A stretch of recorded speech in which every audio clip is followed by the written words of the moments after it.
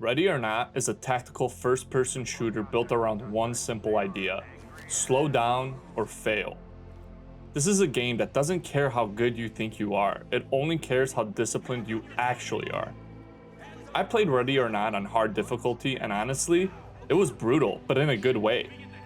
The gunplay feels excellent, weapons have weight, recoil matters, and every shot feels deliberate. There's nothing floaty or arcade-like here.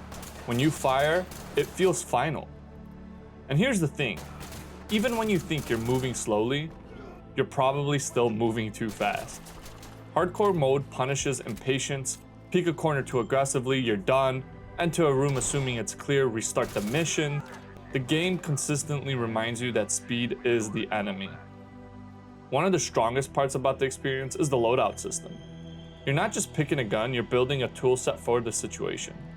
Rifles versus SMGs, less lethal options, optics, grips, armor choices, breaching tools, and utility. Every mission makes you think what you're bringing in.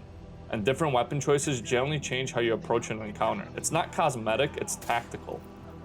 Now let's talk about the team. I'll be honest, I wasn't the biggest fan of managing the squad.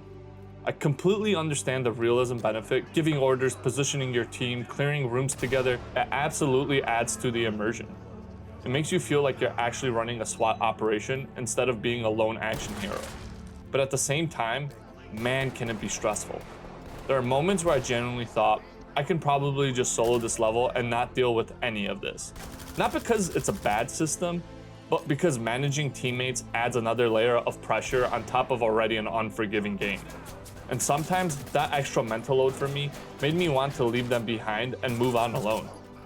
But that being said, when everything clicked, it felt incredibly authentic. This is where Ready or Not really separates itself. You're not just fighting enemies. You're fighting your own impatience, tunnel vision, overconfidence. The game is designed so that perfectionism is almost impossible. Suspects behave unpredictably, civilians don't always cooperate, and one mistake, even a small one, can undo 20 minutes of careful play.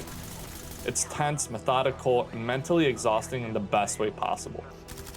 Ready or Not is not trying to be fun in a traditional sense, it's just trying to be very authentic. If you want tactical depth, weighty gunplay, high-stakes decision-making, and a game that actively fights your bad habits, this is absolutely worth your time. Just remember, if you think you're going slow, slow down even more. This might be the toughest shooter you've played in a very long time. Thanks for watching, drop a comment with your toughest Ready or Not moment, and don't forget to subscribe for more game breakdowns.